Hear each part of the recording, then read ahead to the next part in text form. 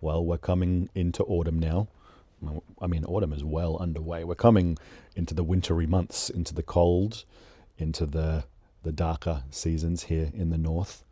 And I'm really noticing the changes that come with that in my own life, in my own insularness, although it's been a pretty insular year, to be fair. But it's just turned up another notch recently.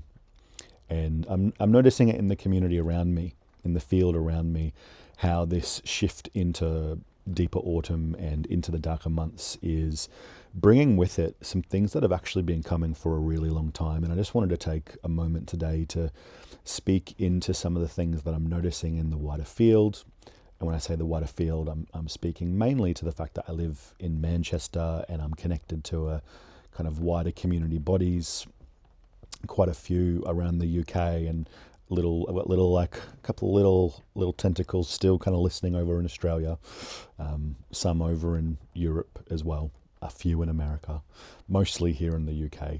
So that's kind of the ground that I'm speaking from, and I always listen. I really listen to what we're going through, and of course I can only ever have my own interpretation of what we're going through, what we're journeying through, what our kind of developmental stage is as a single collective, and then as micro groups and micro cultures within a greater collective.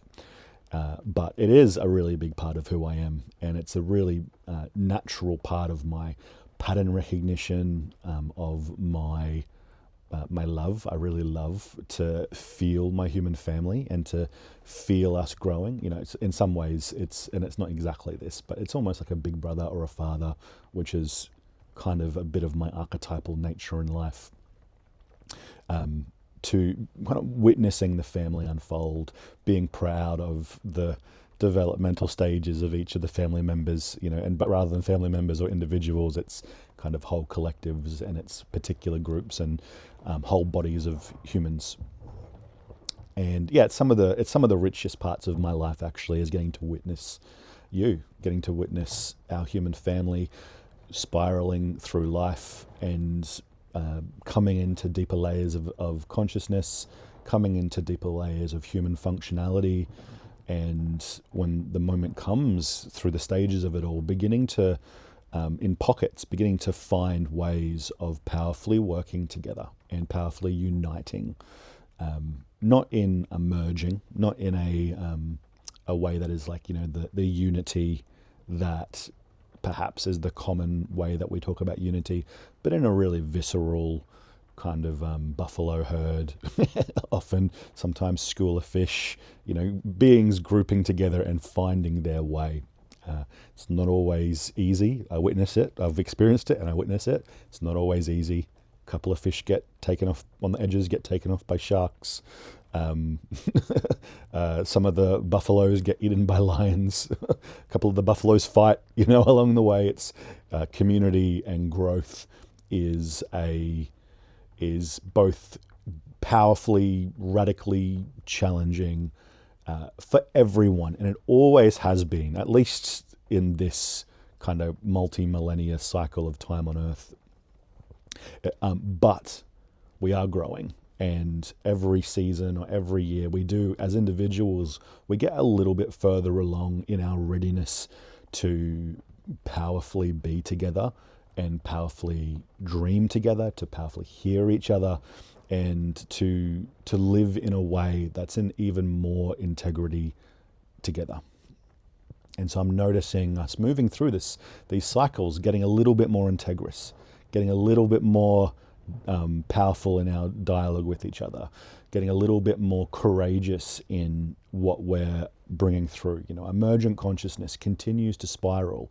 So we are in an evolutionary journey of consciousness at the moment. It's absolutely unfolding, and never before, at least in my lifetime, and astrologically and energy signature wise, probably ever, like kind of hundreds of thousands of years kind of distances, has it been turned up in the way that it is right now. It's proper turned up right now, and it's quite an exciting and alive and challenging time to exist on Earth in community.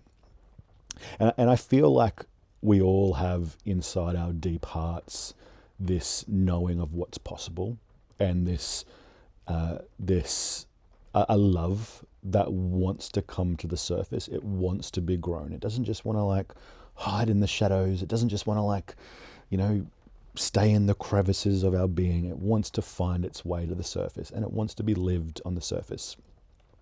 And I powerfully believe that all of us have really key and important pieces for the greater whole. We're not all necessarily ready to offer our pieces or to be an advocate for the pieces that are inside us. It takes quite a journey to build our relationship with what lives inside us and our parts of that kind of to offer to the center of the community. And then when we do begin offering them, it takes years, sometimes decades, to refine what it is that we're truly saying. What we begin saying or offering or holding point for. It ends up maturing through the seasons of life, through the decades of life. This is a really big reason why elders are held with reverence and respect, like true elders, capital E elders, are held with like real reverence and respect, because what they're living a lot of the time is like a culminative journey of decades of refining what it is they're advocating for, refining their particular craft offering. There's a maturity and a resting point that they've come to that is an example of what's possible. That's one of the beauties of elders anyway. The reason I'm speaking about this is because there's movement in my field. There's some things moving right now. I did a post the other day about a council that myself and some local allies, friends came to sit at, and we sat in council together. It's been coming for a long time. I think perhaps this particular cycle and this group of beings is following a thread. Maybe we've been all following a thread for our whole lives, but it definitely feels connected to when I was delivering sacred leadership immersions a few years ago. I'll still do them in the future, but just for now, it's just not the moment. And a lot of these beings have come through that sacred leadership immersion initiatory fields and relation building fields, and now we're a few years down the track, and everyone's a few years along. A whole bunch of us have just been moving through this sacred theatre journey, which is a really big, like at the heart of sacred theatre is this prayer for what is on the inside finding its way to the outside, and for us to be meeting each other in a deeper honesty and a deeper self-revealing, and then all the beauty that comes beyond that. So we've been on this journey collectively, this little group of beings, and now we've just begun coming together in council, and we're doing it monthly, and we're actually, a bunch of us are coming together weekly, outside of industry, outside of coaching, outside of industry type transformation, but rather in socio-cultural, relational transformation, which I think is where we're probably headed. It might take a couple of generations for like the coaching industries to kind of run its course, and the transformational industries to shift over to culture, which is what I've been shouting about for forever.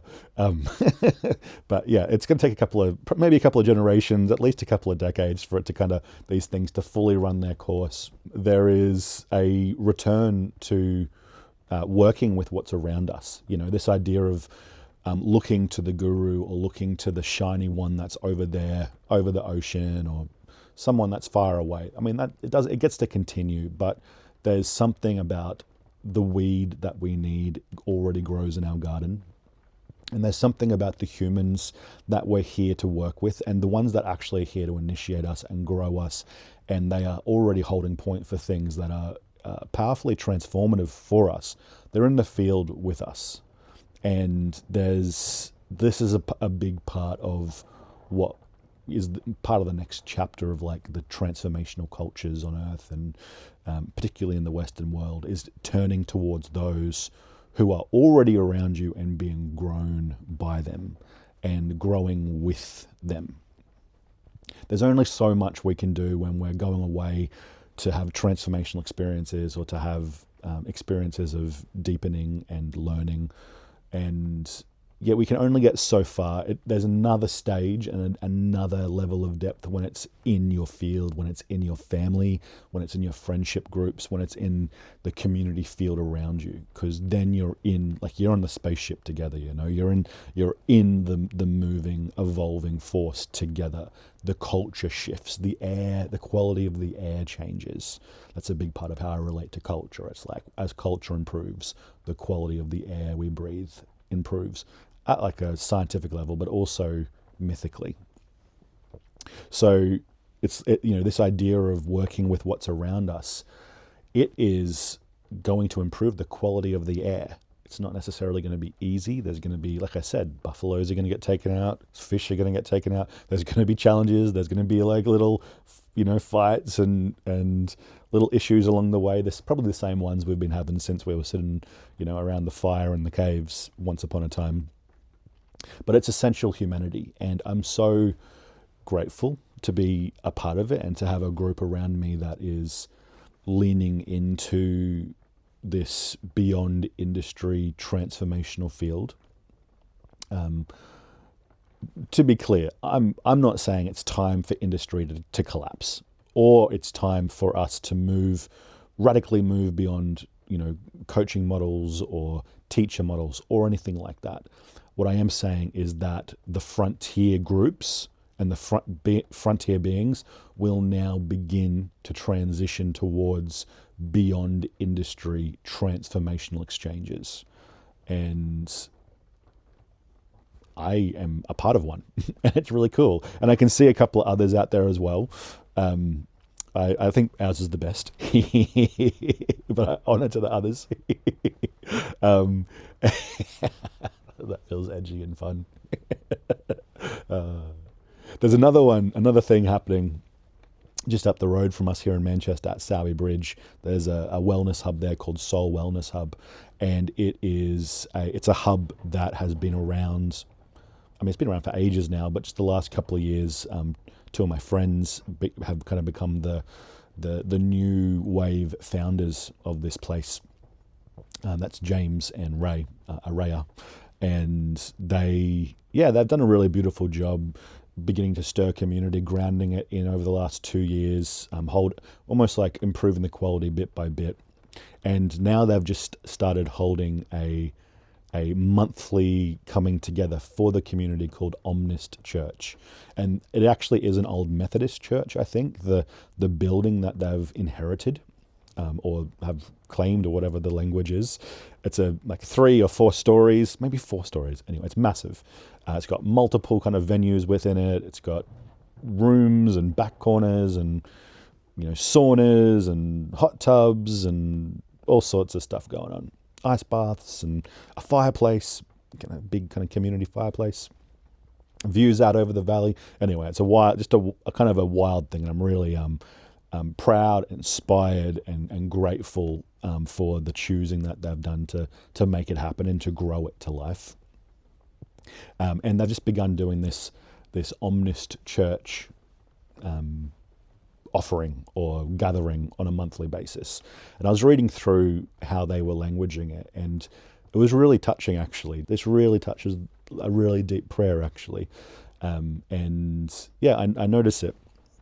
I notice it as I was reading the event description, a prayer for coming together, all the different religions coming together, all the different beliefs and philosophies coming together, and finding a way from all of our differences and all of our like mixed ground and different stages of life, finding a way to ReVillage. And there was this question in the event description: how do we find a way to ReVillage with all these differences? I love it. I really love it. I love the innocence in it. I love the willingness in it. I love the courage in it. And I love that it's in my community field. It's an hour up the road. Dear friends are kind of holding the flag of it. A bunch of the humans coming on a monthly basis will be humans who are in my wider circles. Children are invited. There's something beautiful in that prayer. And there's something beautiful in that intention and in the call to come together with this question at the heart. So that's the sort of thing, that kind of quality of thing is the sort of thing that gets me, driving the hour to be part of something, because it feels really radical just in comparison to the wider field and, all of the industry offerings, which are great and beautiful and needed. And this feels like it's what's next. And I'm always really excited about what comes next, and it's just kind of naturally woven in me to be deeply curious and inspired by the unfolding edge. This feels like it's part of the unfolding edge. Yeah, so if you are in and around Manchester, Sowerby Bridge, Hebden Bridge, somewhere Northern Midlands, somewhere Yorkshire, that kind of middle UK section, even the edge of Wales, maybe you want to begin to be part of the Soul Wellness Hub community. I get no affiliate anything from doing this. I just think I think that there is a prayer here that I love. And I want to encourage anyone who's around to get involved with this thing. Come and be a part of this monthly meetup as we answer the question, how do we ReVillage? How do we ReVillage? Yeah, love the question. And to everyone out there in your communities, in your circles, in your developing stages, and finding your way together to be more quality, just a deep encouragement and a shout out to you for being willing to do the thing that is what comes next. We're working it out. So big kudos to you, deep honor to you for being willing to not just follow in the footsteps of those who came before, but also to pave the way for those who come next. That's some of the greatest work of a human life. So yeah, huge honor to you for that. And if you're a badass and you're around and you're deeply journeyed and you got some blood on the altar, maybe you want to come join us in council at some point as well. Yeah. Mwah.